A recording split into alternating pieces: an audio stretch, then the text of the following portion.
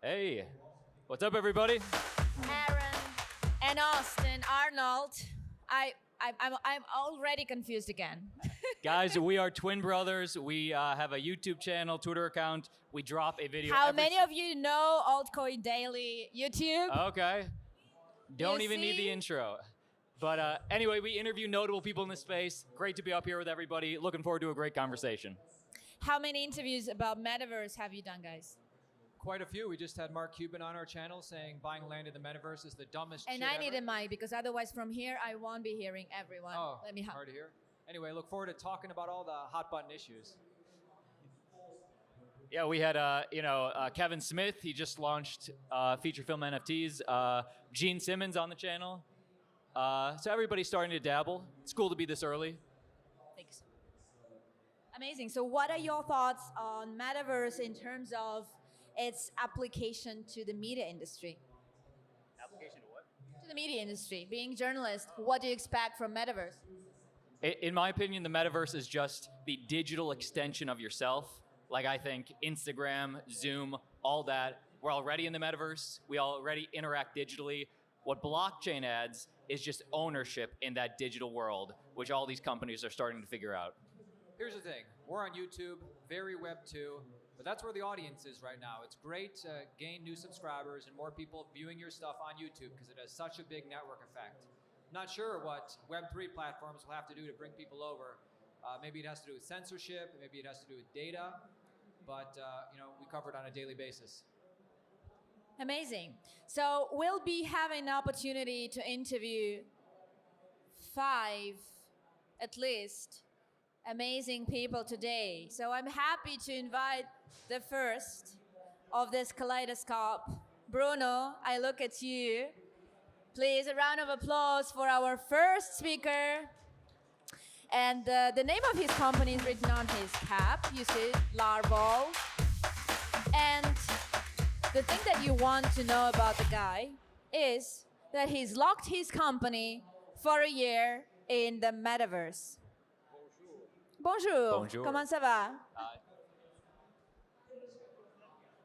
Bonjour. Can you hear me? Yes. Can you understand my accent? We. I had an accent reduction therapy coach when I started my career. It didn't work. Bon. Well. Nice Bruno. to meet everybody. So, why did you lock your company in metaverse?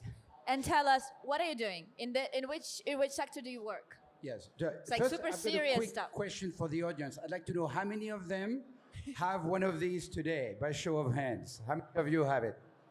Okay. Well, when I heard the previous panel, which was wonderful, I thought, I want one of these. And then I realized I have one already. It's so exciting. So about a year and a half ago, in my company is completely remote. So we work remotely for 15 years. My VP on operation and I worked 13 years together. We never met in person, never, only Zoom. And then I realized, well, that's a little bit limiting. We're 150 people, we never meet. And then I tried these. Initially, it was to do data visualization of cancer data because we are in the healthcare data field. We didn't find any pattern in the data, it didn't work. But we realized that in the metaverse, something different happens. Empathy, communication, presence, also the fact that you cannot multitask anymore. I'm all about multitasking. I tell people never do 2 things at the same time, minimum 3. The problem then is that you're not present. But when you have one of these on your face, you have to be present. So it became a big part of our company, and I decided to test the model that for 1 year, I will have no meetings, no email, no phone call, all of my meetings with my colleagues through the metaverse, through virtual interaction. So that's essentially what I did. And I survived, but it was not always easy, as you can imagine. So as we look to the future of this metaverse, for your company specifically, or just in general, metaverse, what do you see some of the biggest challenges being in the immediate short term, 2023? So recently, one of the problems that we didn't have any legs, no legs. So I was followed by a psychologist in France, one of my old professors, and he said, Bruno, that's no good. You have no legs. That's not good for your brain. Did you see this Meta tweet the other day with just legs written in it? Now we have Legs legs. have been added to avatars, yeah. So now we have legs, right? So that's good. Frankly, with 10 billion a year spent just by Meta and others, the hardware is going to be amazingly better. Right now, it's a little heavy. That's the main problem. The foam irritates a little bit your face if you wear it like for 5-6 hours like I do. Now they have better headset with the battery on the back that balances out. That works very well. But it's going to be lighter and lighter. The Meta Pro just arrived. Instead of $300, it's more expensive. It's, I think, $1,400 or something like that. So the hardware is going to, 10 billion a year, the hardware is going to go leaps. In 2 years, it's going to be amazing. The software is a little buggy, right? It's really a little bit buggy still, and it's going to get amazingly better. So I think the biggest challenge, and I had it in my company, is to get people to put the headset on physically. It's when you team someone, when you Zoom someone, you're 1 click away. Here, you're 5 to 7 clicks away and 4 minutes away. That's a big problem. It's not like, oh, and I'm in connector with people. Bruno, help us understand it better. I think when a lot of people see that and think in the metaverse, they think of Mark Zuckerberg, Oculus, and what they're doing. What are kind of like the similarities or differences between the two companies and what you guys are aiming for? Say it again, between which companies? Oculus Rift and Mark Zuckerberg's Metaverse. You know, they have similar goggles and stuff. Yeah. So I actually don't have a lot of experience with Rift. I really only used Quest. I used a few years ago the one that was tethered with a maybe that was Rift actually, and that was terrible. You were tethered with a string to a computer. It was really, really bad. So the good thing about Quest, which is amazing, is that it's not tethered to a computer. You don't need a computer. You just put it on, you get Wi-Fi, and that's it, right? Now, one thing about Meta, so we use two metaverse in my company. One is spatial. I'm a small investor in spatial. The other one is Meta. Spatial is fun because you create your own office, your own environment. You can put art. We have a museum of NFTs in my company. We invite our clients to visit our museum. What Meta is, especially workroom, is much more corporate, you could say boring, but it works so much better for meetings. So you have a table, you sit, you cannot move around too much, but it's very efficient to share screen, to communicate with a round table, to have meetings. So for meetings and for work, we use Meta Workroom. For parties or for social event or when we celebrate something, we use spatial. You mentioned that you survived. So my question is, in terms of experience, how did you manage to feel good in this metaverse, Oculus? I just went to Xverse, and whoever hasn't been yet there, it's an amazing pavilion here at Gidex. Really great job, guys. So I took some experiments with Metaverse there. I had to drink water after that, and I needed sugar. How did you train yourself to spend this year in Metaverse? So for me, here's the thing. We, as human, as animal, we care about physical proximity. Someone who close to me, I care about. Someone far away, I don't care. They cannot help me, they cannot hurt me. So with the metaverse, you're tricked into something like proximity. And so I care about you more because I feel close to you. So for me, the empathy, the trust, the immersion also in the same place, because to create memories, you need a shared space. You don't create memories over Zoom, really. Shared memories in a company you created when you share the same environment. For me, that's the main element. Trust, empathy, and shared memories based on being in the same place at the same time. That has been my biggest discovery. I had no idea I would be running my company, again, 150 people completely from the metaverse, like 2 years ago. I want to check in with us four up here. What is the plan? Or I want to make sure the other panelists have time to come on. Should we invite one more on and keep adding on to the stage. What is the I like plan? how you look at me. You know, I'm asking I'm all not the four of us. boss, but okay. Let's invite a lady on the panel, please. Tina. Bruno, I was loving what you were saying, but we're gonna stay you up here. please Stay up stay. here. But maybe Tina, if you can sit down where Bruno sits. We'll Like do a- a Johnny Carson Because like style. we're still not in the metaverse, so we don't hear very well the whole stage space. And guys, by the way, later we'll open it up. The whole panel can talk, and I might jump into the audience, and we can take a few audience questions. So if you have questions, think about it. Yes, please. So Tina, you're co-founder of tonicLABS. Yes. Tell us a little bit about it. Is it working? Yeah, perfect. Hi, I am the founder of tonicLABS. tonicLABS is basically a digital media company. We look for micro software that we can add to the space. We look for voids that we can fill. We have some products that we're working on that we're really excited about, such as programmable NFTs that is designed to facilitate conversation between Web3 users that would not otherwise have any way to contact each other. But yeah. Just opening up big picture. I know you work with NFTs and NFT infrastructure, but speaking of the metaverse, what is the metaverse? What is the metaverse, you think, to you? So the metaverse to me is basically the layer 2 of reality. So you know how Polygon is layer 2 for ETH, which makes it more scalable, faster, more efficient. I believe that metaverse is the layer 2 of reality, where you can access data, make decisions instantly, which you wouldn't otherwise be able to do without having access to that information in reality, in real life. Why do you think Web 2 companies right now are hesitant to build on blockchain and integrate into Web 3? I think that so far we need better user experience, and that's the only thing that's stopping people from wanting to engage with Web3 that much. So I feel like we just need more developer activity as well as better and easier user interface and experience. And your specific products, is that helping to make it easier for companies coming to Web 3, or specifically, what's That's like a Web? how I like to look at it, because personally, I'm not a big trader.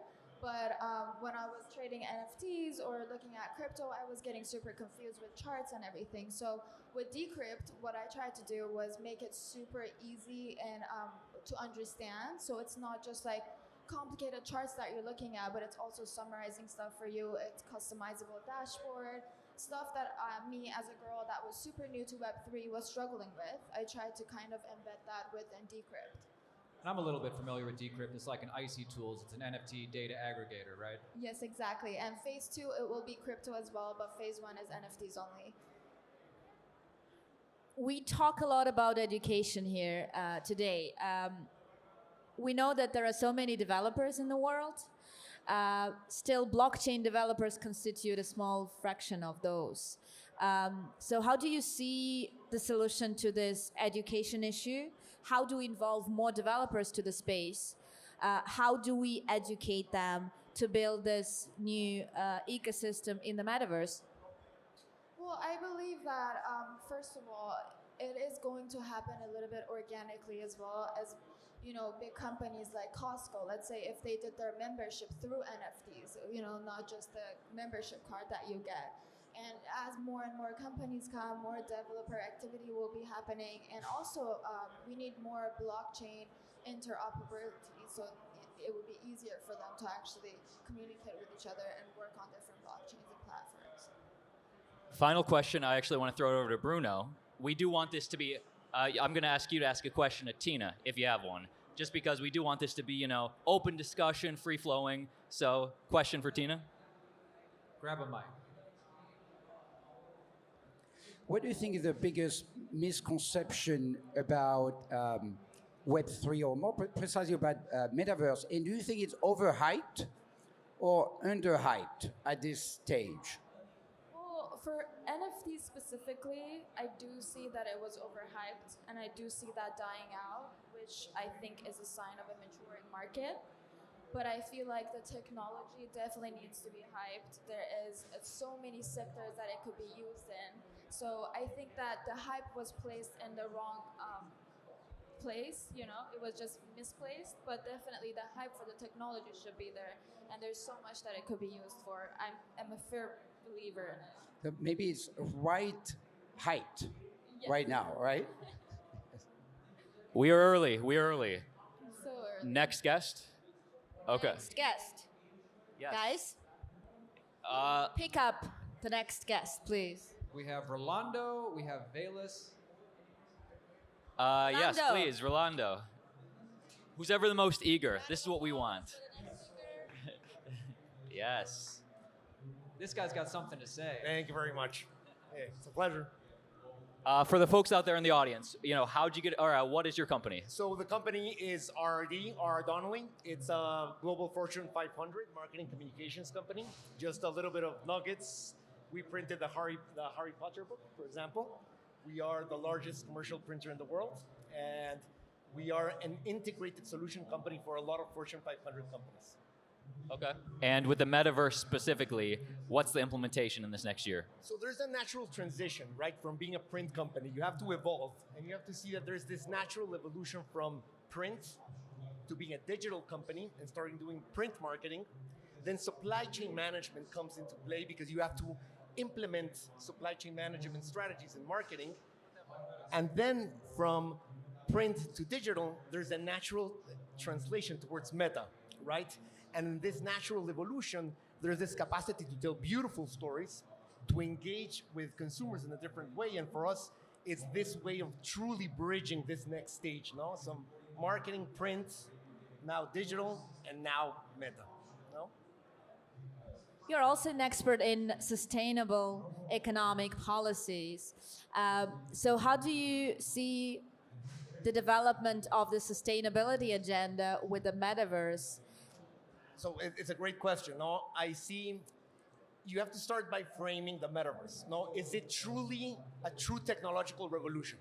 No, and if we frame the evolution of human beings, you can say we go from an agricultural revolution to an industrial revolution to a technological revolution, and now we might be being in a transformational revolution. No, and every revolution has three main components. One, I think they disrupt social interactions. No. Two, they actually create new markets and create new economic opportunities. And three is they change the way we as human beings experience our environment. So if we frame it in that context, the metaverse is a huge new space. It provides a beautiful opportunity for, I would say, a social democratization of access, no? And it provides a platform where if you have a digital representation of yourself, like you said, and I can take a couple of comments from other panelists. I would say it's that moment where the true utility function as an economics of your digital self is equal or greater than your physical self. And that's where things become very interesting from an economic perspective, no? It seems to me in this last year that we saw the companies jump into the Metaverse, getting trademarks, stepping in first, and a little bit less average retail users. Do you think that's the way it's going to trend in the next couple of years, or how do we get average people in? So if we see it from this perspective of it, if it's overhyped or not, no, we were talking about, yesterday we were talking in a panel and we were saying, yes, it's maybe a little bit overhyped, that technology is not quite there yet, but the infrastructure is getting there. And there's this ecosystem where a lot of times in Web3, we are developers and we're builders and we're creators, and sometimes we feel like we're pushing technology inside the customer. But it works the other way, right? Consumers, most of the time, they're not interested in that technology. They want to be told beautiful stories, they want to engage with brands, with consumers, and if that technology works, kudos, no? Great. So I think when this mainstream revolution starts coming in, the big brands are coming in and they know their customers. They might not know Web3 and blockchain, but they know their consumers and they know how to tell stories. If you can provide this component of ownership, stakeholder engagement, build your community and provide value, then you're into something. And I think brands are starting to experiment, and once they get in fully into that, we're gonna see an explosion of growth in the metaverse particularly. Speaking of explosion of growth in the metaverse, just thinking 5-10 years out, what different aspects of life do you think will happen in the metaverse? Is it we're going to be in the metaverse all the time? Is it obviously gaming and hanging out, or how do you see it? So I think, and we talked about it yesterday in another panel, first step is you replicate. You just get what exists and you put it in the metaverse, you do a virtual representation. It's complex, it's kind of quirky, the graphics are not quite there yet. After you replicate, you start to innovate.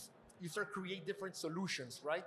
And you said something very interesting in the introduction. You said, I use Web 2 because it's my platform, it's for the audiences. Right now, metaverses are transforming into communities, but communities is just a new way of saying audience, right? And what Meta is doing and what Decentraland is doing, they're just actually asking you, come into my platform, we'll be your user base, and tomorrow let me see how I can monetize that. So at the end of the day, I think the metaverse will be new sets of communities or audiences that are already prepackaged with particular interests where brands can actually go and offer their value propositions. And I think we're going to have this hybrid going in and out of this digital experience, right? I don't think we're going to be fully in, but I think we're going to have a nice balance of new products, new services, and beautiful stories at the end of the day. I think that's the key. That's very interesting that you compare community to audience, but I think there is fundamental difference that community is actually creative while audience is passive. But this made me think, do you think that people in Metaverse actually want to be active or they prefer to be passive? Because we talk a lot about Web3, creative economy, everyone is enabled to create and monetize content, but how many of us actually want to do it? That's why I say I do equate community with audience. It's just that community now has the component of being active and dynamic because they want to be stakeholders, right? And I think it's the pivotal change that needs to be incorporated. Brands need to stop looking at their consumers as, let me do this product for you, let me look at it, let me test it, let me do a little bit of polishing, and let me sell it to you. They're going to start making them part of the process. And as we mentioned again yesterday, the metaverse is bet on this platform, buy in, bootstrap me, help me develop it, let's create it together, and you'll get a little piece of the action, right? And this is part of this ownership economy, and I think that's why communities actually do engage and become transformative in the process. But brands are going to get into that process and start becoming stakeholder developers, no? Absolutely no pressure. Tina or Bruno, feel free to jump in anytime. You don't have to. Otherwise, we're going to bring up Damien soon. Is it one metaverse or metaverses? And especially if it's one, is someone going to own it? Or would it be like the internet? So that's where we get, from my perspective, into the maxi debate. No, if you ask somebody that's completely maxi, will say no. A metaverse has to be completely decentralized. It has to be completely ownership based. It has to use underlying blockchain technology as the language. It has to have X and Y and Z components. But the metaverse at the end of the day, Rolando, let's get that mic right up to your face. Yeah. I don't want to miss a minute of this. No, please. But the metaverse at the end of the day, think about it as a spatial representation of experience-based internet. So at the end of the day, it can be as simple as an XR web solution from your company, which provides a new experience, or it can be a fully decentralized platform, and it can be integrated or completely plugged out. So we talk a lot about interoperability, right? But the interoperability function has to do with the ownership part of the technology that enables transactions and this marketplace and this creator's economy. But at the end of the day, by just having this augmented experience and you having your office, you're having your metaverse, which tomorrow you might be able to plug it into a layer 2 solution and you'll be able to talk to other platforms. And I think we're looking at microverses from a corporate perspective, then turning into a metaverse eye. You know? Love to bring up Damien. Yeah. I would love to hear Damien's point of view on this. Again, we're trying to do like a Johnny Carson thing, multiple guests, all interacting. Damien, come on down. If this was Price is Right. I like that. We warm the seats for the next speakers. Yes. Hi, Damien. How'd you do? Get Damien, this man a mic. yeah. So, room 11, Yes. gaming. So at Realm 11, I mainly advise Japanese company with their Web3 strategy. Just a quick background, I spent the last 15 years in Japan working on basically on licensing and branding with many different projects from I would say Sanrio, Hello Kitty contents with amusement park, with VR, AR. So it was really interesting conversation earlier with HoloLive because I work with HoloLive and the virtual YouTuber, I produce YouTuber, VTuber content too, and just trying to help Japanese companies to bring their content in the West. Also working in gaming because we have a AAA GameFi studio in Abu Dhabi right now. So coming from Japan, we feel we're already in the metaverse. Let's make sure, enunciate, speak clearly, because we're, trying to fight these people out there. So, I want to ask you this. We were talking yesterday. We got a chance to meet, and you started giving some really great perspective. And I stopped you because I wanted you to save it for the stage. But I asked you this yesterday. Why do you think, or what's stopping Web 2 companies from jumping into Web 3? What's the holdup right now? I think the biggest problem for a company with Web3 right now is it's really difficult for them to come up with content that cannot be experienced, that could be only experienced in the metaverse. It's really difficult for them to say, okay, we want, so many companies are coming to me right now and say, okay, we want to buy a piece of land in that metaverse, but then we don't know exactly what to do with it. We don't know how to communicate with the community. We don't know how to bring content. So now I feel that so many companies are coming up and not only building metaverse experiences, but also coming up by giving IDs and built-in solution for those companies to come up with interesting experience for their brand and community. So I highlighted gaming because for me, gaming is a bridge from the traditional internet experiences to the metaverse. Which role do you think the gaming community plays in exploring the metaverse opportunities? So metaverse is coming from video gaming, basically, because Second Life 20 years ago arrived and then grow up to the experience that we have on Fortnite, where you have experience in Fortnite where now you have all the concerts, the live that they do with the, for example, previous experience where they had 21 million views during the concert. So they're trying to make that mix between metaverse and video game by bringing the metaverse basically inside video games.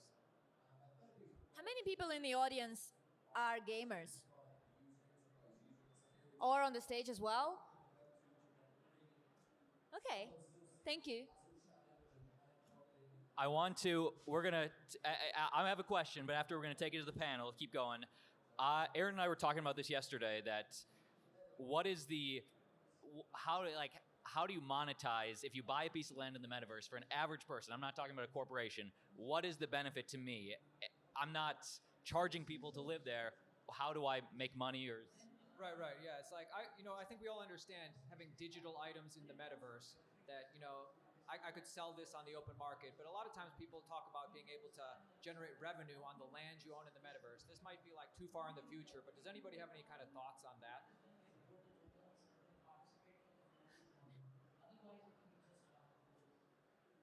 Well, of course, one of the idea was again back to proximity, meaning if I have a piece of land next to Snoop Dogg, whether or not I meet Snoop Dogg on the way to my virtual land, there's a certain proximity that creates value. So of course, that's a bit speculative, and we'll have to see the role of the real estate in the metaverse and how as NFT they make value. One of the challenge, of course, is limited supply or not limited supply, and arguably in the metaverse, you've got unlimited supply of land. So it's going to be for game experiences, and I like the point about storytelling, to make real estate valuable, because I think scarcity is going to be hard to enforce with land. So that's going to be very interesting to see how that plays. For example, I would go back to that community audience play. Like Mark Twain said, buy real estate, they're not making more of it. Now, we are right now in a place where they're making more of it. And imagine you could buy a piece of YouTube, and that piece of YouTube would start giving you a royalty, a monthly royalty, just by having purchased an original stock little piece of YouTube. Now, if we see a new community in which you say, this has a limited supply of, let's say, 100,000 plots, and I'm going to buy 10% of those plots.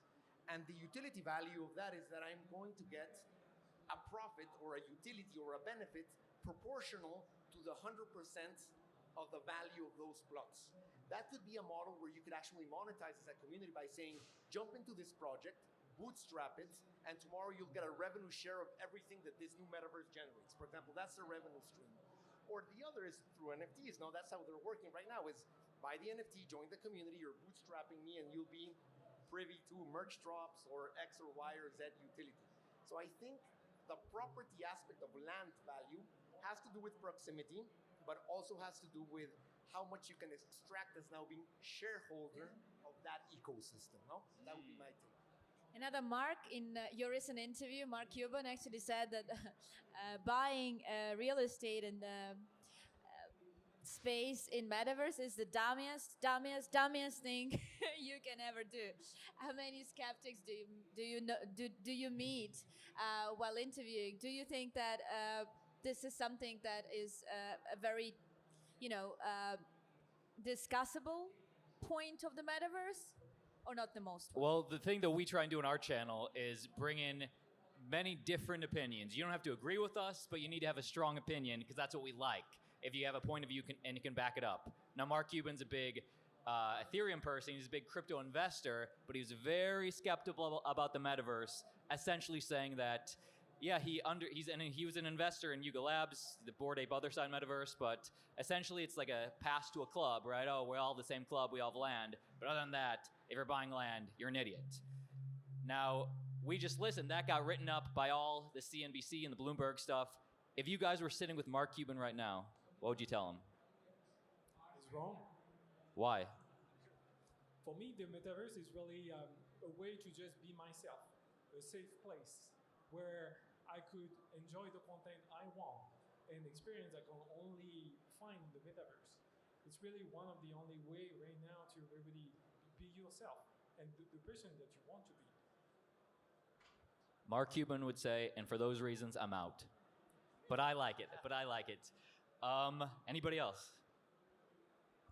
I actually have to agree. I do believe that the unlimited supply of land makes it hard to make it more valuable, but I do believe that being part of the community makes it more scarce. So you want to say, I do have, like, let's say with Bored Ape Yacht Club, I am part of the other side because it's becoming more of a status thing more than about the land itself. And I would say it's part of that democratization of access. It's an externality, right? For every 10,000 metaverse projects that will appear, there will be a couple of them that will be great utility value projects. And if I would say to Mark Cuban, I would say it's the same as companies.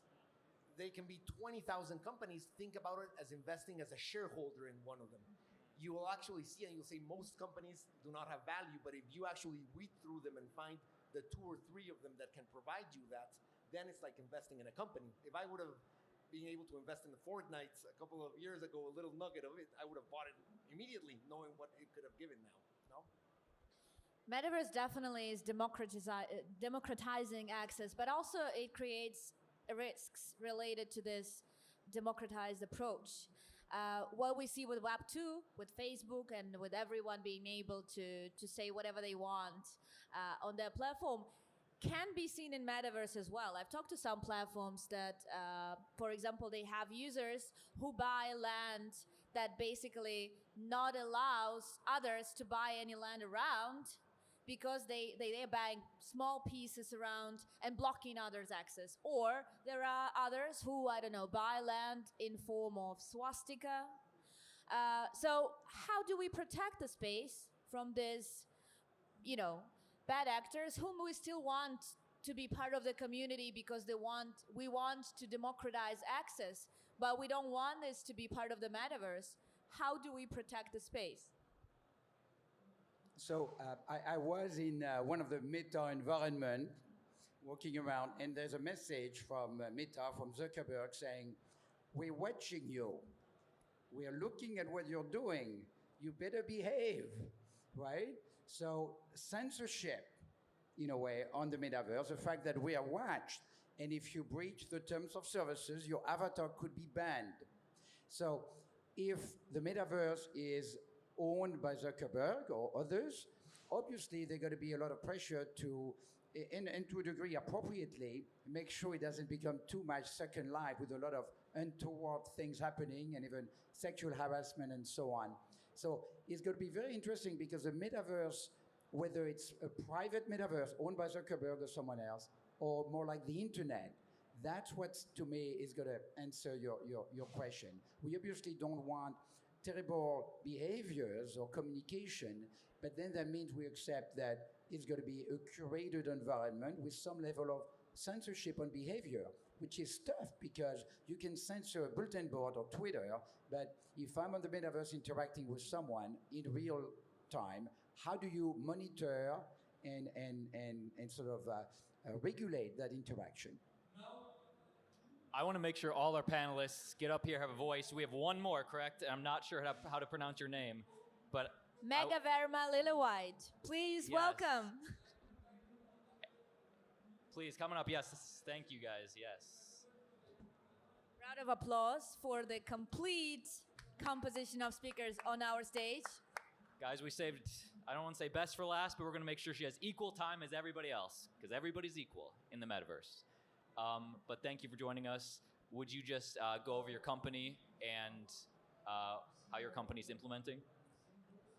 Hello, everyone. Thanks for inviting me to speak and to learn from all of these amazing speakers. I run something called Classical Ideals. It's an art club online. So I teach art classes to students from age 8 to 45. And every week we meet on Zoom and we discuss a different artist or work of art, and we learn about art history and criticism. And the courses run through a program called Gumroad, where people sign up on a membership basis, and they get access to recordings of the lessons, the notes, and other resources. So what is the blockchain component specifically, or NFTs? Is that involved with the art? So when I initially started this project, there was an NFT component to it because initially there was a group that was helping me set up NFTs to facilitate the membership process. So ostensibly students would buy an NFT and that would give them access to the program. And then if they chose to drop out of the program for any reason, they would be able to sell that NFT and make some money off of it. So it seemed very appealing to me because it was giving something back. I really liked the community aspect of the NFT, and I liked that the NFT could be a little piece of art as well. However, I actually decided against using the NFT because I personally found that the NFT took away from my project rather than added anything to it, and it seemed as though the NFT group was kind of using my project to create a problem for it to solve, rather than thinking about what could be most useful to someone like me who had a creative idea and wanted to create a community. After doing that, I found that even though I wasn't using NFTs, my project was doing very well. I had all of the benefits that an NFT project promised without ever touching blockchain or crypto. And I thought it was way more beneficial for my students who a lot of them are 10 years old and they don't have the money to buy an NFT or the infrastructure to buy a wallet, set all of those things up. And so paying with fiat currency through Gumroad was actually much easier for them. I created a Discord where I speak to all of my students and we have discussions every week about a new work of art. Sometimes my students visit art museums. Recently, I actually met with one of my students in person and took her to an art museum in Toronto, and it was really fun. So actually, I've used technology to create a community of people online from all over the world without ever touching blockchain or cryptocurrency, even though I began with that intention. So I think my project really raises an important criticism of crypto and blockchain in the metaverse because it forces us to consider, are we trying to solve problems that are not there just to use a new toy? Do you think there were, problems because they just wanted to create an NFT and just like, kind of monetize it, or was that the case? Was that like? Can you explain again like the problems that they were having? I didn't see any utility of the NFT that I couldn't do without it. I would love to know what the panel thinks. But we're very early. It shows that. What do you guys think about this?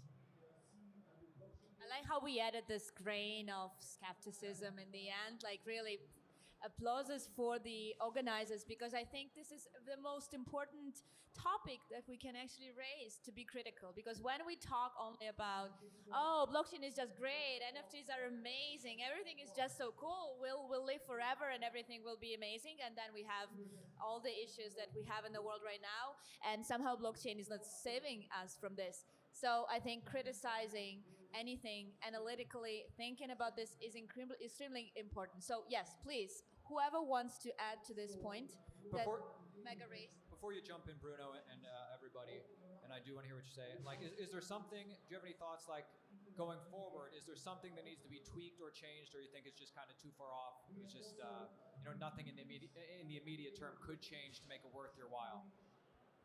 What do you think could be tweaked? Is there something involved in like the NFT type process that you think could change to make it more appealing to you and what you do?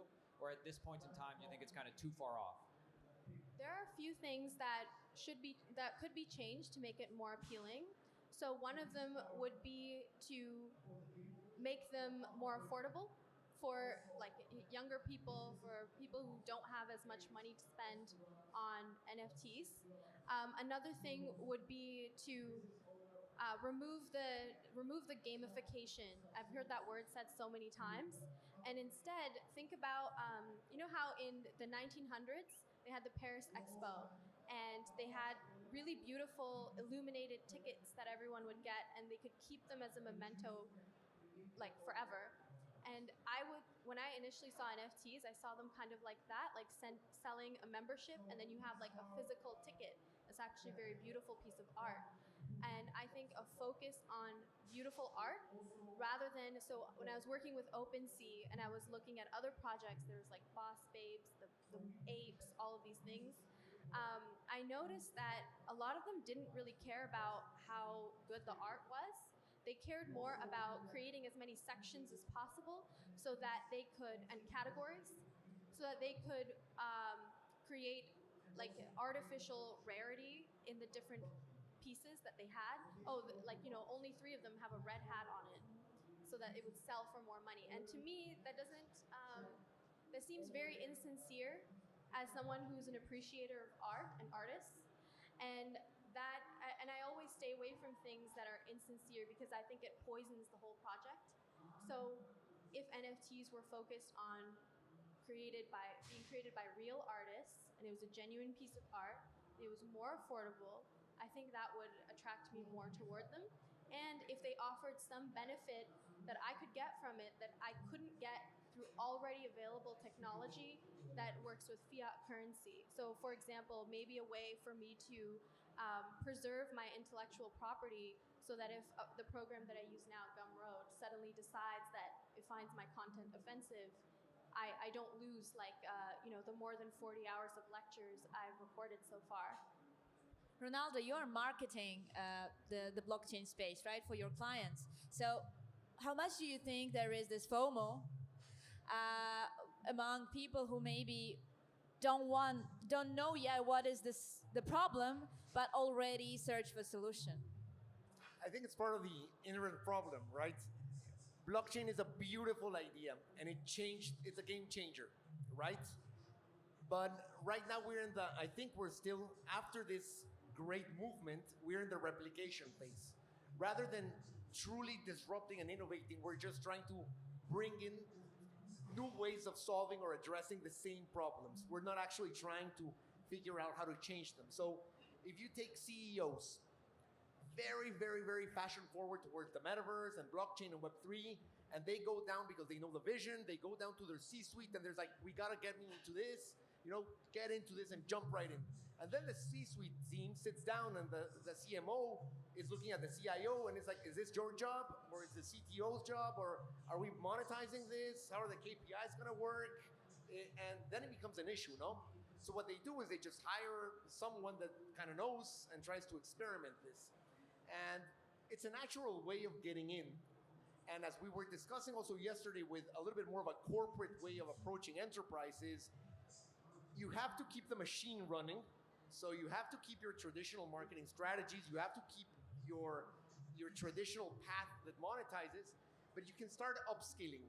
You can start onboarding. You can start experimenting. And then you dedicate partial budget. And it's been done before. Marketing, it's not, we saw it yesterday, I was talking to Urvois, and it's not about having this crystal ball, no? We were talking about, marketing is about constant gradual experimentation, knowing your consumers and trying to work with them. And I think that's where blockchain is providing little by little new solutions. So when new customers try to come in and the clients are saying, what can I do with blockchain? Sometimes the fundamental question is, why? Is it really relevant for you right now to get into blockchain? Or should you just go and start doing more experimentation of sensorial experiences, or more of a immersive play, or maybe play with a community play, not necessarily using blockchain? And then it will gradually take you into the full-fledged, down the rabbit hole where I think we are, no? For sure, I agree. I believe that it's a process, but as of now, the only thing that I can think of is validation and also speed. But things on the blockchain cannot be manipulated. It can prevent fraud, and it would be easier than dealing with a Web2 solution. So that's just my opinion at this moment. But I definitely believe that it is taking time, and it is going to. And for example, that's a great point, because as enterprise partners start looking into this, they start experimenting, and they want to get to that point. No, they do want to get to that point. But if they just see it too far away, they'll just be too scared to dive in. And more large corporations, they want to nibble a little bit, and experiment. It's a really interesting conversation, because 2 days ago, I had a meeting with Roblox, the head of content, and challenging on the metaverse and the blockchain in general. And what he says, we don't care about Web3, we don't need Web3. We are making the metaverse, but without Web3, we don't need it. And what I see also in Japan is half of the companies are making metaverse without Web3 because of the regulation is not in place and they don't believe in it. But the other side, they really believe in the ownership, data ownership, and the fraud and how we could protect the users. They really believe in Web3. So I really believe you'll have both non-Web3 metaverse and Web3 metaverse. Then for the NFT itself, I really feel that NFT should be more like season pass or badges or digital subscription that you could use on different. Let's get that mic right up to your mouth, man. I don't want to miss a minute. Digital subscription. And Bruno, you want to... I just want to, for a second, take a risk and be political. Because in a way, there are two types of metaverse that could happen. One is a metaverse of abundance, where everything is free, because metaverse is made of shiny polygons all over the place. So you could say, well, everything is free, it's abundant. And the second one is a different metaverse, which is a metaverse of ownership. If everything is free, you don't really need NFTs necessarily, right? You don't need to have ownership. Now, OG earlier talked about the kids and how in their life, the digital objects in their life are so important. So I believe that as humans, the same way we want proximity, we actually want ownership. And therefore, we need scarcity. Because if there's no scarcity, even if it's artificial scarcity maintained on the blockchain, there's no ownership. For example, my new project is, just a little plug here, it's actually the diamonds of the metaverse. If you think about an object that needs to be scarce, it's a diamond. Otherwise, it's just a shiny polygon. So I believe that NFTs have an important role, even if the gamers right now, of course, maybe of course, are pushing back on the invasion of ownership into that new frontier. I think that's a great point, and it's a great point because it touches a fundamental, I think it's an underlying condition of human or social beings. We, at the end of the day, are hierarchical structures. We're hierarchical social structures, and we assess constantly our relative position to others. And that is the reason why we collect stamps. That is the reason why we have cards. That's the reason why we try to have different clothes, because we try to establish different hierarchical positions. And ascribing physical properties to digital assets, such as tokenization did, allows us to access a whole new way to actually establish that. So I do think that the same laws that apply to human interaction in traditional space will apply to the digital space as well. So there will be free spaces which have to be regulated, but here you go into these places where if you want to be true in a Kantian perspective or a categorical imperative of keeping the purity of the metaverse, you also need freedom, right? And freedom of speech goes also with having protective spaces where people can actually voice their own opinions and be free of discrimination as well. So it's a two-way street, right, when you open this debate. I want to give you a chance to jump in if you wanted to. I would like to bring up the discussion of artificially created scarcity and real scarcity. And I think in our, as we become more enthralled with the metaverse, we forget that there is actually a distinction between what is real and what is false. So artificial scarcity is created in things like video games and in currency that is not backed by things like real land and gold. So as anyone who has studied history would learn that currencies that are not backed by anything real tend to inflate and get destroyed. The same thing goes for video game scarcity, for example. Like, the trophy you win in like a Mario game they can create an infinite number, but they artificially create one that you can win. So that's not a real value, that's the value in a game. So real value is something that everybody can earn. So everyone can earn $1 million. It just depends on whether or not you have the creativity and ability to put in the effort to earn that. So yes, it is freely available to everyone, but it's gated by your effort and your intelligence and capability. So in this way, I don't think that we need to focus on creating artificial scarcity, because then we're just creating a video game. And instead, we should focus on how this technology can help people be closer to their humanity rather than further away from it. So for example, if the metaverse helps me teach my students better and gives them a better experience for this online class, then it's actually bringing them closer to their humanity, because they might see a painting they really love and it inspires them to take a trip to Italy, for example. Or they connect with people that they end up becoming friends with in real life. I agree that it's a very interesting point and important, because our reality is actually full of imagined things as well. Like money in the first place is an imagined order of things. Well, money is only imaginary if it's not backed by anything. But well, gold still, only it's an imagined concept that helps us keep with our living. But I liked your way of thinking of metaverse as actually an opportunity to look at the real world differently. So I think this is fundamental. Do you think that in general the community wants to run away from the reality and be part of the metaverse space, or rather want to use this experience and are ready to use this experience to apply this to real world that is pretty under a lot of risks recently, yeah? I think How it's I really see it is Web3 users are running away from reality. Nobody wants to have anything to do with their actual. It's all about digital ownership and digital, identity. So, being anonymous with their NFTs, or being part of communities that have nothing to do with our reality.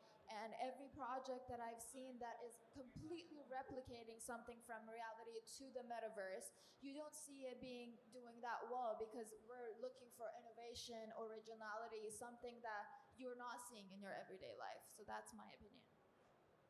Well, to me, we are changing reality. I would even say it's the end of reality, just to be, again, a little bit controversial. We are moving... And the history and the reality. We're moving into a simulation. right? It's like the Matrix, except we don't even realize we're deciding to move into the Matrix. We're inside the machine. We will be. And all of our reality is through digital filters. On top of that, machines are becoming in us. For example, my co-founder and I don't have business cards. We have a chip in our hand. And so if you visit in the booth, you put your phone on our hand and our contact details appear. So we're becoming one with the machine. So one could say it's becoming a scary sci-fi movie, but also it's an interesting idea that we don't even realize that we, the machine and the algorithm a little bit, are increasingly tied to the hip and we cannot escape it.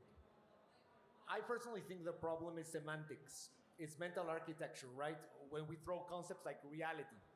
Reality is how you experience the world and make it your own. And at the end of the day, reality can be a new way to express yourself, become yourself. I am a father. I am not defined by what I do at work. I am a person. I am a woman. I am a man. These are terms that we construct to define what we define as reality. I think what we're happening gradually is we're starting to erase a little bit of that categorization. And now it's about my ability to actually identify with my experiences in an environment that allows me to create that. And at the end of the day, whether it's virtual or whether it's in real life, as it is right now established, it's all about how I experience. So I think gradually we're going to be eliminating those categories, and it's just going to be how I experience the world. No? Guys, we have about 15 or so minutes left. I'm going to jump into the audience. If anybody has an interesting, good question, I'd love to jump, Aaron, jump. Love to go. Just raise them high. I'll be screening them all, so make sure it's. We can go for you first. Please, introduce your name and please ask the question, whether it's to a specific member or to the group. Thank you. My name is Nisreen Haram. I represent Cyber Law. Amazing discussion, and I want to have a special thanks for the lady who added a critical perspective. I've always wondered about the human impulse that is behind this desperate need to move to the virtual. Help me a bit philosophically. Where is it coming from? Escapism? Nihilism? Complete frustration with our existing reality, which is really, full of challenges that we need to address. But my question specifically is, it's not how will this metaverse siphon energy from us to address the challenges of the real world, particularly because it's rarefied, it's bound to be cartoonishly simplistic. It's not going to be initially nuanced, when the real world is much more complex and nuanced. So will the real world, the physical world, let's not get into discussions about reality, be challenged when it's still, and how can we use that metaverse to help us not just escape, but come back and make this world a better place to live in? Can I take this one? I would say it's really depending on which society you're living in. Because, for example, for me, coming from Japan, in a society where you're not allowed to be yourself, you're not allowed to show how you feel to others, you're not allowed to be hungry, you're not allowed to show any emotion or express really who you are. Or last month, for example, when I was in Saudi Arabia, working with 30 indie game studios, basically made of young women entrepreneurs, telling me that the only way for them to really express and be themselves were on social media, and that Metaverse was really the only way for them to really, through an avatar, to show who they are in reality, physically, mentally, and showing, just being themselves in that world. And so then when you link into the real society and the real reality, right? The problem is you won't be able to change the society to make it bigger, better for them to be themselves. So when you are in a world where you cannot change the society around you, the only way for you is to escape to that metaverse and be yourself. I would add that the way I look at it is, ordinary people as well as banks way back when used to use tools like Abacus to, do their calculations and maintain their finances. And many would have argued back then that calculators are needed. So I believe that technology can't be fully understood until it's actually inserted in the lives of everyday people and in our lives of practical, to be able to compare it to what we had it in the old one. I completely agree. You made me think of a beautiful movie called Inherit the Wind. And there's a debate in that movie about technological progress, and the character says there seems to be a trade-off between technological progress and society, right? Where we can have access to the telephone and we can have this proximity, but we lose the charm of distance. And then we have airplanes and we can fly, but we lose the pollution will contaminate the air and it will change our environments. And it would seem that every time that a new technology comes and disrupts, the first reflections that happen or the discussions are, what are these negative impacts that this will have and disrupt? But gradually technologies find their way into actually leading towards what's best. And then we try obviously to push back what's not best. I think we are in this beginning of understanding what are the implications of this, but it's a great question. Can I add a point? I would say I want to address the first part of the question that you asked, which was very good, which is what is compelling people to go to this virtual world? And to answer this question, I would say that it's like Plato's allegory of the cave. If you're blind, you would prefer looking at the shadows on the cave wall rather than looking at nothing. But the shadows on the cave wall are only an inferior and false version of reality, which is outside the cave, the real physical world. I think many of the social problems we're facing today are what compels people to be enamored by the metaverse. So people are increasingly isolated from their families and from their communities in separate houses. Cities are not zoned to facilitate community and interaction. Rather, they're zoned to facilitate cars and corporations. And all of these factors lead to people feeling more loneliness and the way that work and school is set up is to crush creativity and individualism because people are encouraged to just follow what the protocol says, follow the curriculum, and they are increasingly being treated as machines in the real world rather than as human beings. The metaverse offers an opportunity for people to express their humanity again, albeit in a very, very diminished and inferior way to what they could accomplish if they instead focus their energies on correcting these core problems in society, such as the structure of cities, the structure of schools, and the structure of our workplaces that are trying to remove the craftsman and the human being from every field of work. So I think if we solve these first problems, then fewer and fewer people would be enamored by the metaverse. And in fact, when we have a large society where the majority of people want to escape it every day by going into the virtual world, by looking at shadows on the cave wall, rather than reality, it's showing us that we have a deeply dysfunctional and sick society that people are escaping from. Bruno, and then we'll go to Aaron again. Yeah, so if every technology, of course, whether it was a TV or the internet, people have been worried about the impact. Just quick story. I love the metaverse because for me it's about humanity, hopefully not humanity, and about connection.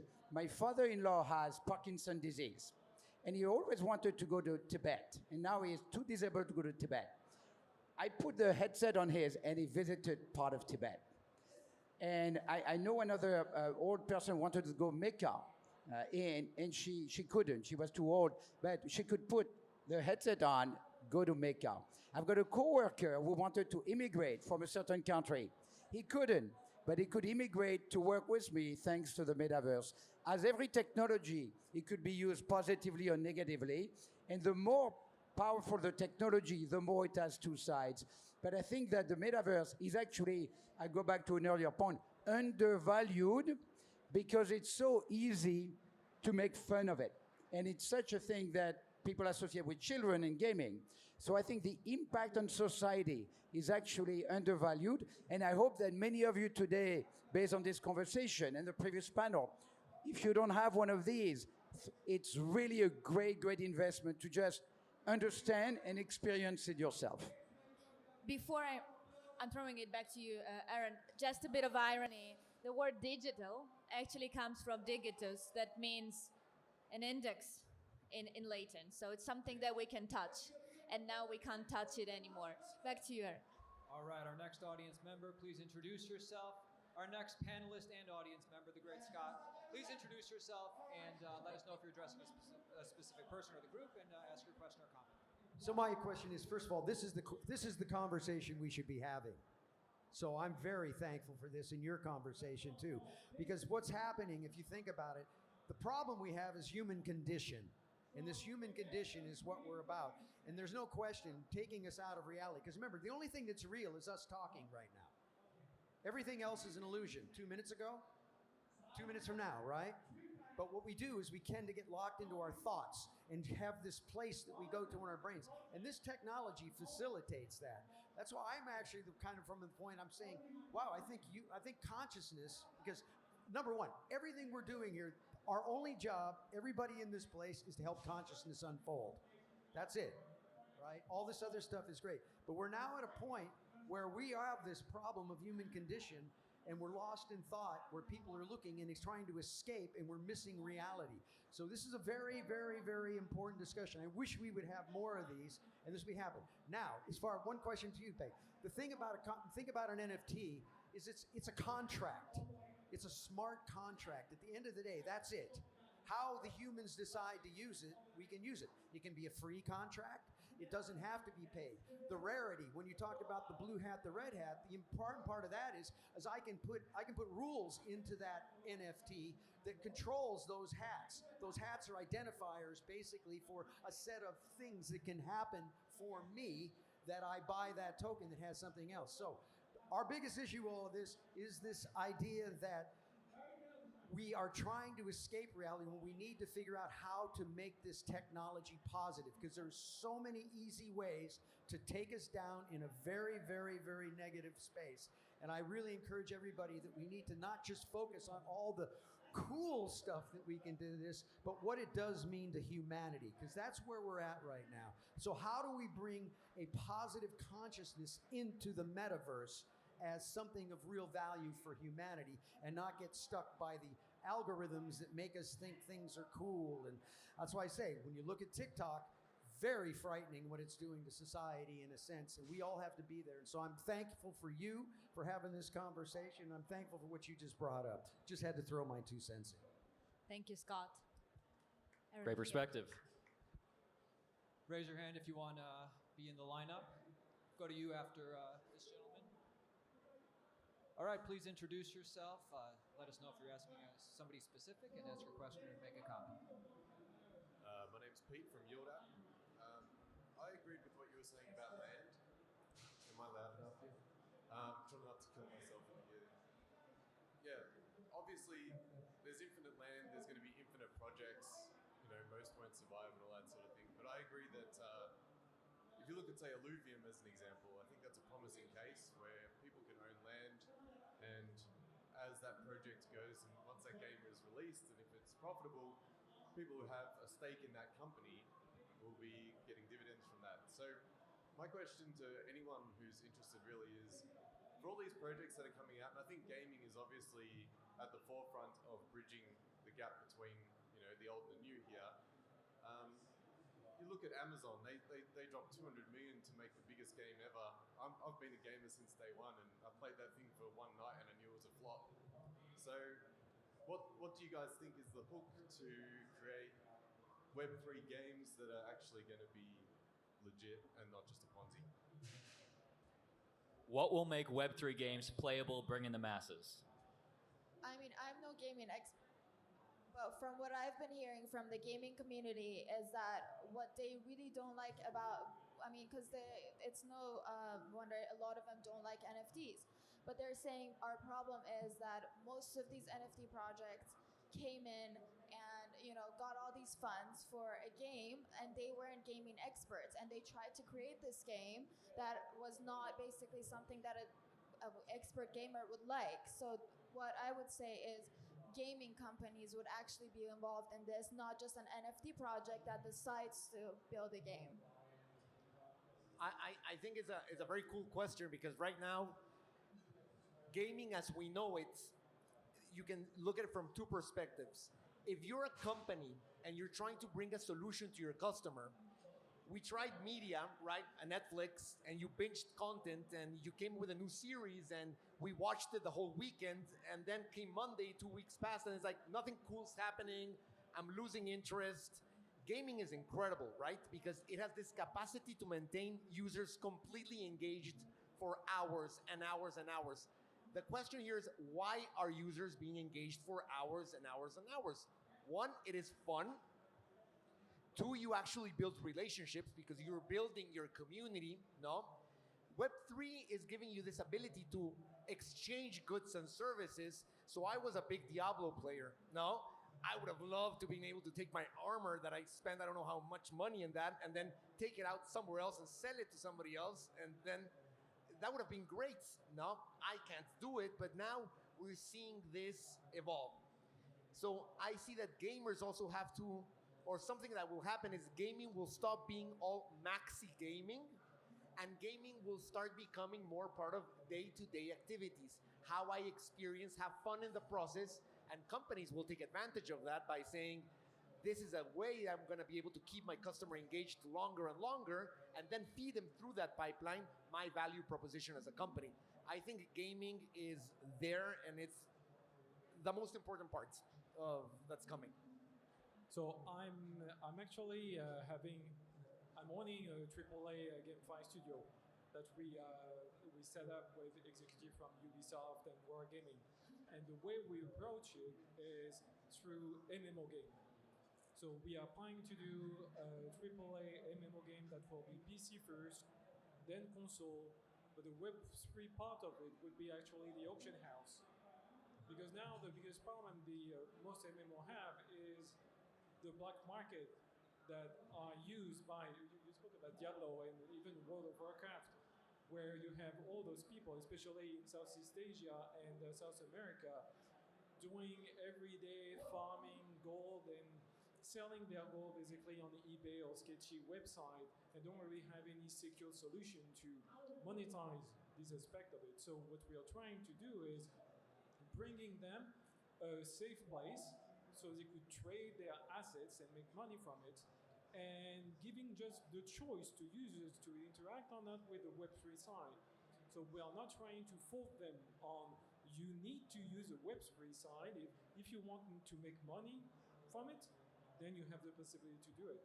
But the biggest problem right now is that the biggest platform like PlayStation or Xbox don't allow Web3 games to do it. So it's a conversation that we are having now with Sony. Epic Games is really open, especially with the Gala games coming up. So to me, that's really the first phase will be that. Then for next, we'll see how Illuvium do. Just quick point. Gaming has to be for fun, though. If it's game to or play to game to earn, right? If really you're playing to make money as a primary objective, to me, it will take away the fun. So that's why people are using the term play and earn. That I understand, but play to earn, that would kill the fun for me, right? Because it would feel like working all of a sudden. But what about play to learn? For example, training, something boring that's not boring. Training for CNC, for example. Hazardous activities that require high-skilled machinery training. That is usually you go and you train and it's quite boring, and now you even have simulators. But if you can make it fun, that's right, for you to actually train and upskill, learn how to operate a machinery, have fun, and maybe you even get a little I love bonus that. or something. And train cool, me. No? I'm all game for that. Yes. So I think I like that. Aaron, please pick up the last question. Totally, and if maybe one or two more questions, because I've just been alerted. This event is too popular, the traffic is too much, and for the next panel, they're waiting on one of the speakers, so if we have go a little extra, it's okay. Amazing, great news. Okay, let's go for it. All right, please introduce yourself and let us know if you're asking a specific person or everybody, and make your question or comment. Hi everyone, my name is Shumaila and I'm from Pakistan. So if we talk about positivity and negativity, the first introduction to me of the Metaverse and Web 3.0 was to earn money, create NFTs, go to a platform and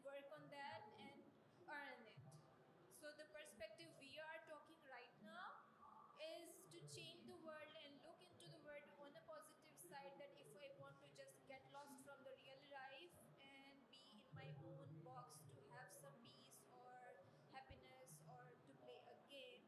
This is something we are we already play video games, but the connectivity of games with showing the people the positive side of the world, like we show students, okay, you can learn by interactivity, you can visit the world, you read in your books, and you can visit it by using virtual reality is a new perspective. So for me, the problem, the one of the problem is awareness. What we are showing the world, which side we are showing, positive or negative, how we are selling it. For me, it was only the purpose of earning money. So I left the idea. It's like this is nonsense to me to just have an NFT to sell it to some other person and earn the money or wait for 3 to 5 years and get it like $2,000 for me. So it's all about awareness, how we are marketing, how we are spreading the awareness, what it is, and how we can change the real life to a positive world rather than spreading negative energies. So I would like to really know about your opinions, like what we are doing to our youngsters, to our 10 years old generation, and to the elders, that you can actually have a positive world rather than just focusing on earning it by it. Quick point. The most positive thing for me, in addition to the carbon negative impact, because if I don't travel to New York for a meeting, I save a lot in terms of energy, right? But the most positive for your question for me is that if my kids, let's say, their best friends are in a completely different culture, a completely different country, the empathy, the connection, the understanding worldwide, I mean, I could be a little bit dramatic, but it's going to have a big impact on military conflict because our best friends are going to be all over the world, not necessarily in our city or even in our country. Now, so to me, the fact that the world is becoming flatter, even flatter with the metaverse beyond social media is a big, big positive. It has also some negative, of course. If I don't talk with my wife anymore, that's not going to be good, right? But I think net is going to be a positive way to communicate worldwide and create understanding and maybe less war. If I can jump in, I think the final frontier of this technology as a platform has to be social economic development.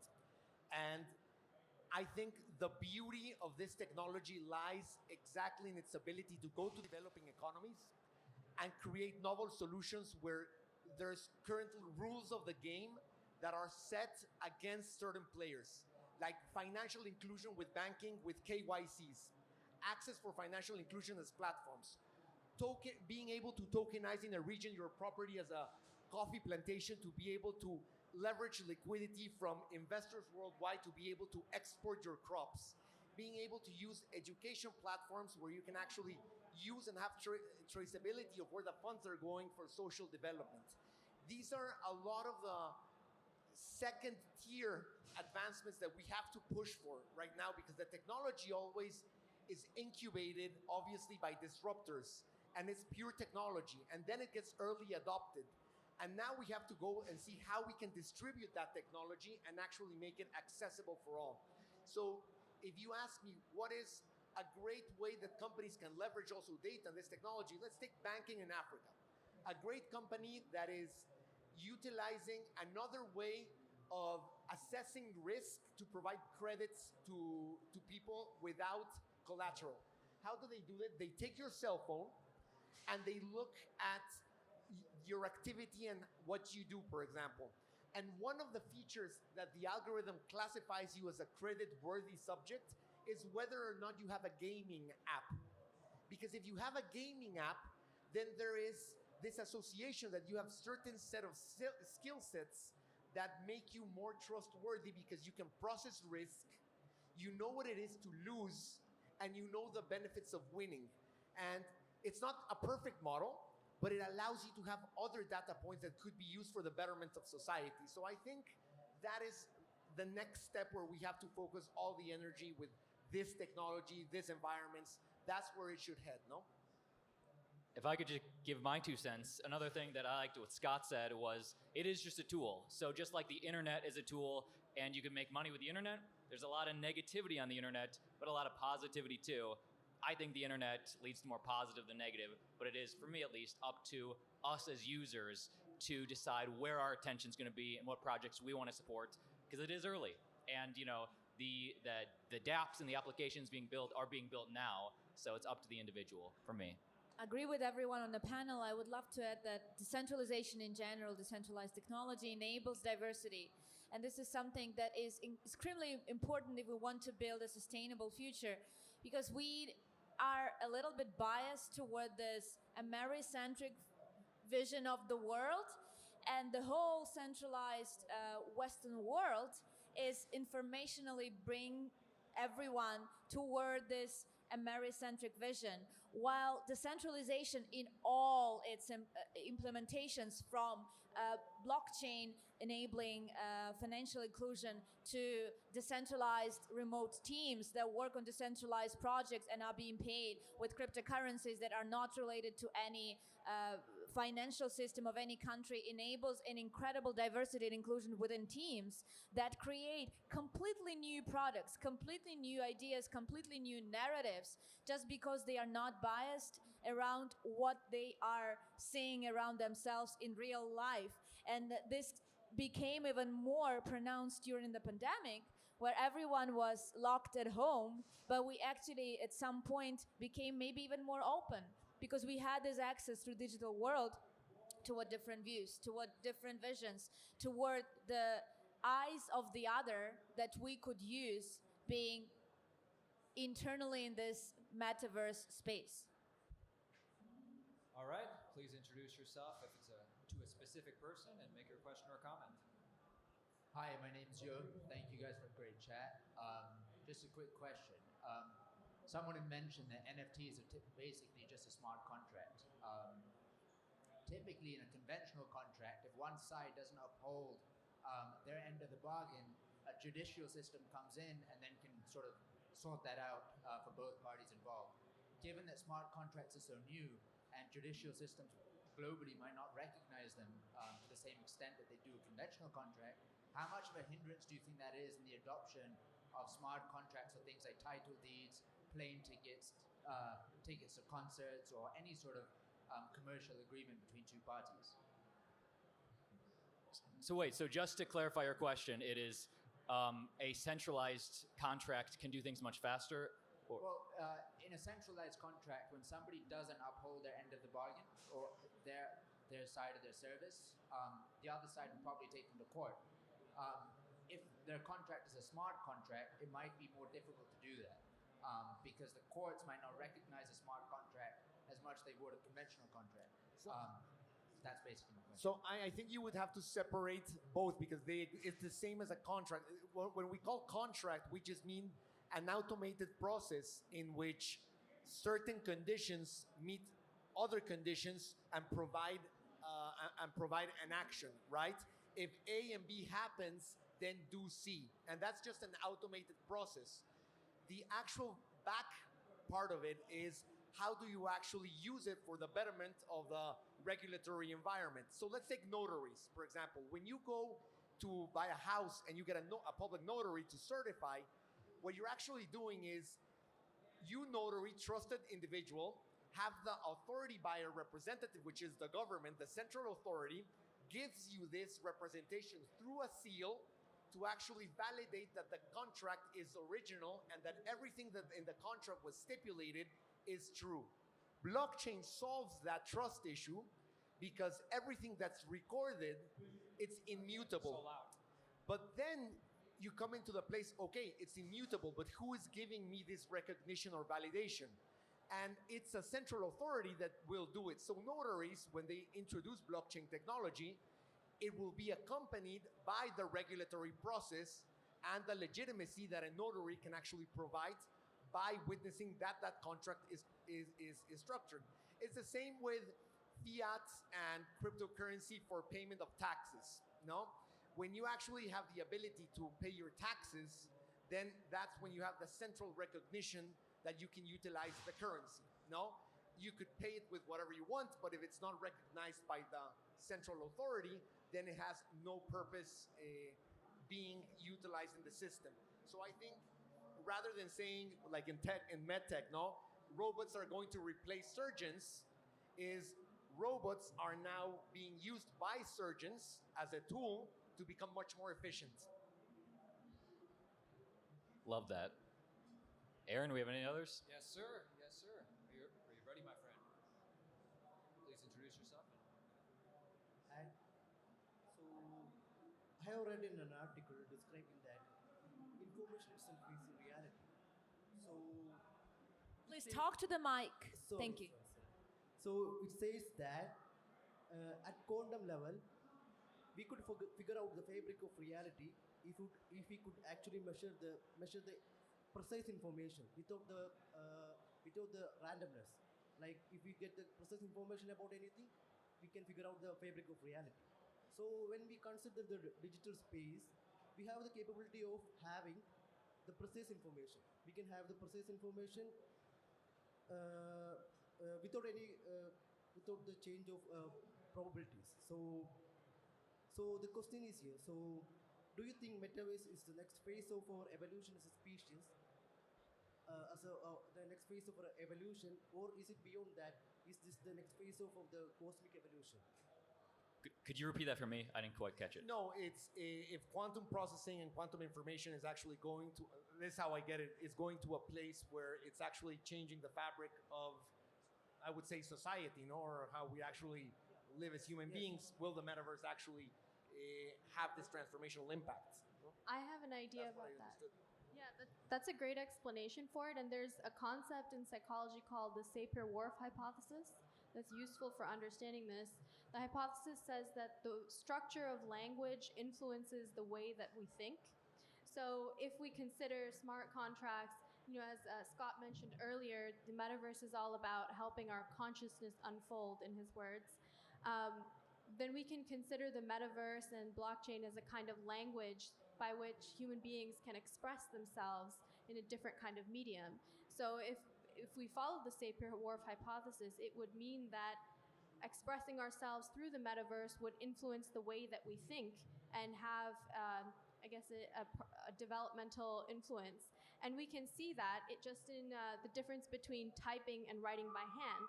I'm sure many people will have noticed that when you write a caption on Instagram, you write a little bit differently than when you write an email, and you write a little bit differently in an email than when you write a text message. So all of these are instances of the Sapir-Whorf hypothesis in action, where the technology is a mode of language that alters the way that we think and express. And I think it plays out with the capacity to process, the ability to process data fast. And that's what when you talk about quantum computing, for example, or this ability to actually process data in a way where we can have immediate response, or we can have day-to-day knowledge of everything that's happening, then I think it's where we start getting accelerating shifts, no? Because right now, we are still, at least as human beings, we're still faster in certain ways of how we interpret rationality and how we actually process our environment as we see it. Then the great question is, how will, and I have no answer here, but the great question is, how will quantum computing and the evolution of technology come into play and disrupt the dynamics of human behavior and human interaction?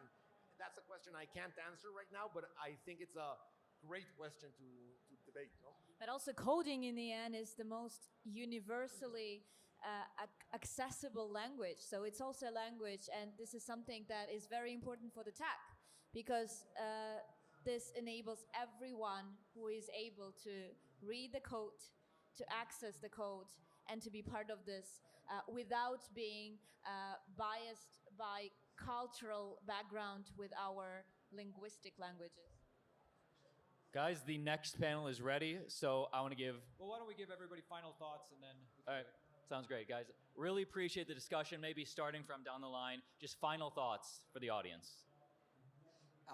I go back to the previous panel and what Scott and Tim said, which is that we are still very, very early in this incredible time, to me, it's as impactful as the internet or mobile because we're moving inside a world that is going to be that's going to be digital for all of us. And ultimately, yes, there are some challenges, but it's going to be about connectivity and even, I would say, about love. So for me, the metaverse is about love. That was a great way of putting it. For me as well, I do love the community aspect of the metaverse, and I'm excited to see where the technology is going to go. I do believe that we're super early, but I firmly believe in the technology and how it could be used throughout different sectors and how even in our practical life. So yeah, but I would say across the history of humanity, we have narrowed exponentially the gap of how technology is bridged new and new developments. And we are coming into a hyper accelerated phase, and every change comes with resistance, and then it comes with adoption, and then we are going to see the true face of this. So what I think is that we are currently in this hyper process of really understanding where we're going, but it's definitely very important to look at it with a positive eyesight, and trying to see the breadth of what this can give, which I can think it's transformational. Personally, I believe it's transformational for human interaction. To me, the metaverse will bring the next generation of entertainment. I can't wait to see how AI and the new technology will push forward the boundaries of entertainment and can picture, for example, the Star Wars verse, where we'll be able to be in the Star Wars universe and speak with AI Vader, having a real conversation with him. Because I think that most of the characters that we know, or the actors who passed away, will be able to make them alive again in the metaverse and have real conversation, a really interesting experience with them. So can't wait for the future. I would like to thank everyone for inviting me to the panel and for this amazing discussion. My closing thoughts are to remember that you are meant to use technology. It's meant to serve you and not the other way around. Don't let technology use you. Loved the discussion, guys. Thank you for sharing your time, and we'll leave it to the next. Austin, your last thoughts. Oh, thank you for sharing your time. This is what I love. I love coming to conferences to get that in-person conversation rather than just an article, rather than just, a snippet online. So this is what I love. I've talked to a lot of you already. I look forward to talking to you guys a lot more along with you guys on the panel. So thank you. Thank you very much for this insightful reflections. I think that every technology is challenging human nature, human integrity, and I just hope that we won't have wars in metaverse and it make it our life also better. Thank you very much. Aaron? Kristina and panel, thank you very much.